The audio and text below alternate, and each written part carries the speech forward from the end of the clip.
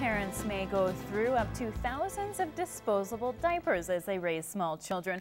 But there may be another way. The Village Pregnancy and Parenting Center hosted the Great Cloth Diaper Exchange in the border city. They educated local women on what options are available and if reusable diapers are right for them. Bart Padiasic reports.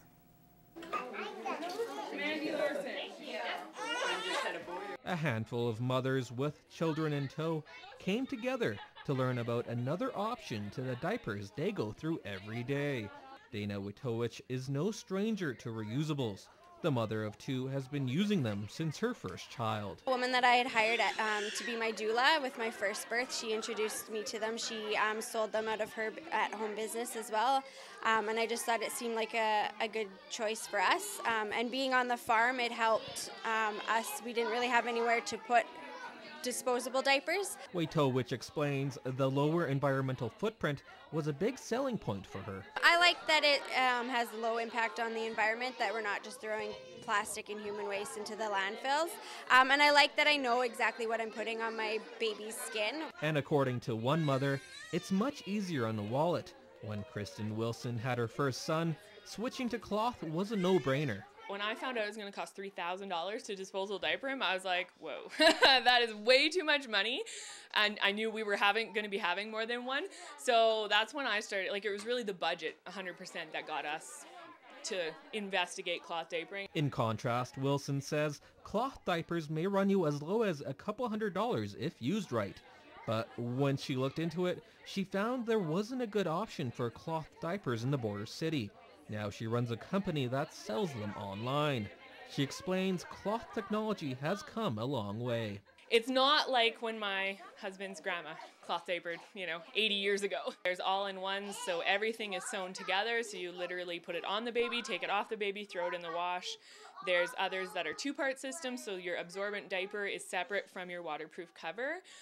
So then that way you can reuse the cover. This is the second time the Village Pregnancy and Parenting Center has hosted a diaper change.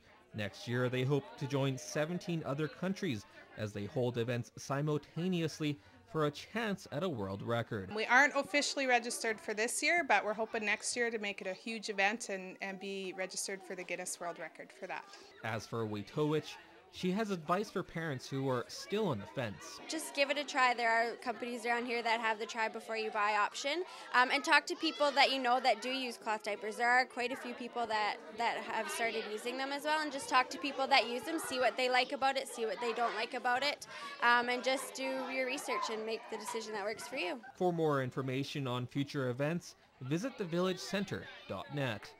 Bart Padiasic, Newcap News. Well, hundreds of people came out to the Stockade Convention Center this weekend to celebrate 110 years of Lloydminster and District.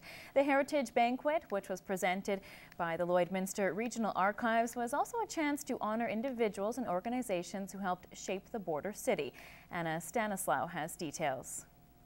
Wedding dresses and telephones from Lloydminster dating back to as early as 1903 were on display. It's always fascinating to relate to the past, just as this event tonight is, without the past we wouldn't be here, and where do we go from here? The archives also hopes to raise enough money for a special project they are working on. Our objective is to preserve the history of the area in pictures, writing, the printed word, the spoken word. We have quite a number of CDs and cassettes of interviews of people from the area. So we try to preserve anything about the area over this 110 years. And to the delight of many, Queen Elizabeth made an appearance at the Heritage Banquet. God grant me the senility to forget the people I never liked. The good fortune to run into the ones I do, and the good eyesight to tell the difference. Well, not quite. This is the first time I've entertained in Lloydminster, I must admit. It wasn't just a night filled with laughter and entertainment, it was an opportunity to appreciate how Lloydminster has grown. Many people refer to Lloydminster as a transient city. If you looked around here today, you would see 110 years of proud history and a whole bunch of people that don't consider themselves to be transient in nature. So it's just fun to celebrate 110 years, and we'll get you here on the 125th. The Archives is always in need of support. For more information, you can visit their website. Anna Stanislaw, Newcap News. Well, time again for Retrospect this week from the Archives. Brian Hardy takes us back to the border marker fiasco and the debate as to where those responsible should be heard.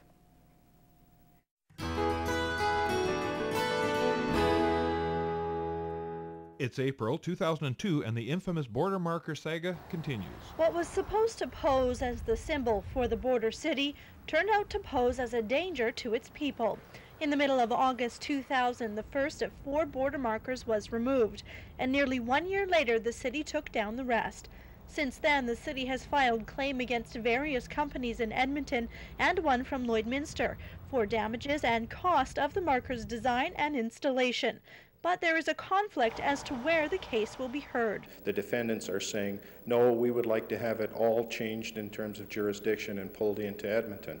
Being as close as it is to here, the people who will attend as witnesses on the city's behalf are expert witnesses, and the local public, the local media, can more easily attend that than they can, say, going to Edmonton. The application to determine the whereabouts of the case will be reviewed May 9th in North Battleford.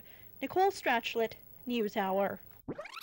This week in 2008, another area tourist attraction is being debated. Recently, the Town of St. Paul Marketing Committee asked the residents what they thought about alienating the town.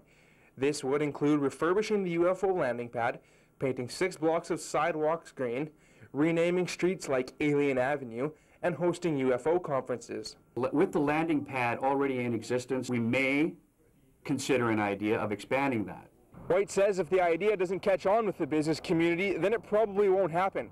But for now, the council will look to upgrade the UFO landing pad to make it a better tourist attraction. In St. Paul, Danny Yeoman, Newcap News.